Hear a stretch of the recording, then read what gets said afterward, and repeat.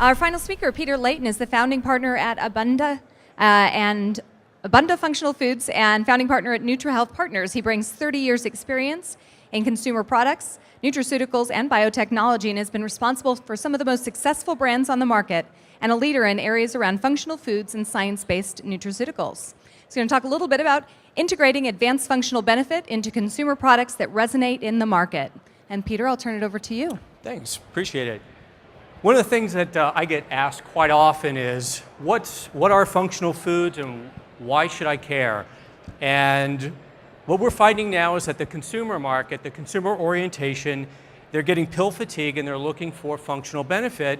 They want to integrate that into their foods. But there's a lot of challenges with that, and that seems to be something that's been impeding the industry. And what I just wanted to share briefly, and then I'm happy to answer questions and get more in depth, is I wanted to give it a little outline as to what are the key things that consumers are looking for, and then how can our industry address those with functionally specific needs. Consumers right now are looking for a couple key things. They're not changing their behavior patterns. They're not going to stop eating bad foods. So they're looking for a lifestyle antidote. Everybody's looking for the magic pill. Unfortunately, they don't want to do pills anymore, and they want their foods to deliver something of greater value to them. And that opens up a world of functional foods, but the one thing that you have to be very cautious of is making sure that they're not therapeutic, because people do not want to eat from their medicine cabinet. The other thing that people are really looking for, which is critical, is they want to discover something new. If you look at those functional food products that have done very well in the marketplace, they're ones that consumers have been able to discover and share with others. So, what they're finding is there's a social currency with being able to find something that is delicious, it's convenient, and by the way, it's really healthy. And then they want to share it with everybody else. The other thing that we're seeing as far as trends is the idea of simplification. There's complexity in our world, and what happens is we shut down and we say, just tell me what to take, tell me what I should do. The idea of being able to integrate some functional components into foods that can benefit people, you're simplifying their life. It's more than just convenient food, it's convenient lifestyle. And finally, the other thing that is critical in driving what's going on in the marketplace is the idea of personalization. 25% of consumers are saying that when they can customize something, that represents a luxury position for them. So if you have the ability to develop food products that can be customized or kind of modular for people, you win.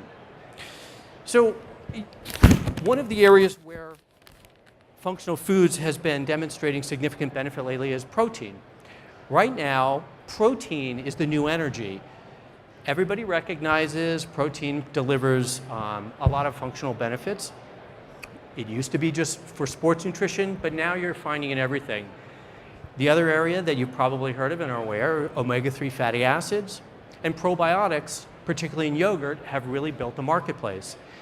But what I think the market is moving towards is really an orientation where we identify a couple key functional nutritional products, bioactives, that can be well integrated into consumer eating behaviors that are already existing. So when you look at those products that are growing in the marketplace that are snack foods or just healthy-oriented foods, those are the ones that are delivering a lot more than just nutrition. So in general, how to do that is really critical. Obviously, you've got to be able to work with suppliers who have a great understanding of how to take functionality, make sure it's still active, make sure there's no flavor problems. But if you can overcome those kinds of issues, and right now there's more technology to be able to do it than ever before, you will win in the marketplace. We're finding that more and more consumers are moving away from the industry because they don't want to take pills anymore, but they still want the benefits. So that's why we're seeing continued growth coming from functional foods. So with that, I'm happy to answer any quick questions.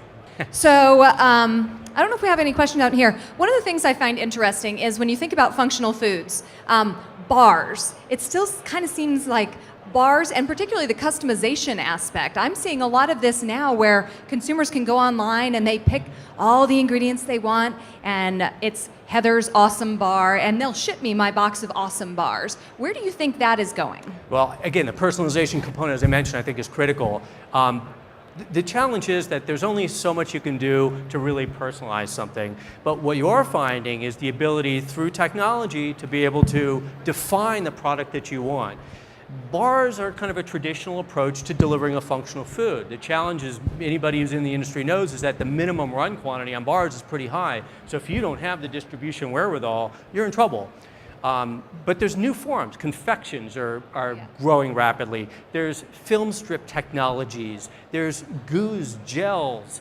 There is a huge growth in these new technologies as far as delivery systems. And I think that's where a lot of this is going to be going towards. What do you think about disconnect? Is there any disconnect when a consumer looks at a functional food product and thinks, you know, calcium in my orange juice? And we had a little bit of this discussion yesterday talking about fortification. Are there nutrients that just don't make sense? I mean, think about Diet Benecol. Coke. Or Benecol is a great example. So you had an ingredient in a margarine spread that was supposed to reduce cholesterol, and it did. But it was counterintuitive, and they spent a significant amount of money trying to convince people that that's the way to go. So I think that's always a challenge, and that's why I say be careful of trying to deliver a therapeutic. The point of the matter is, though, that if you can take something that is a delivery system, a food system, whether it's chips, snacks, beverages, or whatnot, that people are orienting themselves towards, and you can make it healthier by adding something of value, you're going to win. You know, we went through the phase where, you know, I don't want sugar, I don't want this in there, it's what not to have. Now it's really all about what you're putting in there that delivers a value.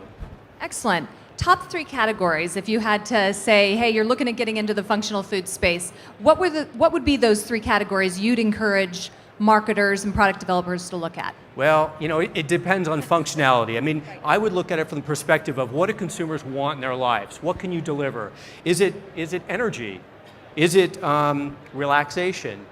Is it some kind of a therapeutic benefit? What I would say is stay clear of the therapeutic, but be able to deliver something of value. When you think that there is almost 20 million diabetics or pre-diabetics in this world, and how are they taught to control their disease? It's through diet. So if you can provide foods that are just great tasting, that also have something in there that's very valuable to them in managing that disease, again, it's a winning situation. Yeah, and one of the things that I found very interesting, we had some innovative products that we honored yesterday at our Editor's Choice Awards, and one of them was in the brain health and mood. So these little Taki Mai shots with kava, and they're delicious, which is pretty unusual, as you and I recall from the earlier kava products that were on the market. Well, going to the next round, I mean, you can imagine there's 2 states that have legalized marijuana. I have noticed that there's a lot of cannabinoids and hemp-oriented products. So you can imagine that if you're going to take a product and it gives you some experiential value to it, that too can be big. And I think that that's really why most people are taking energy products.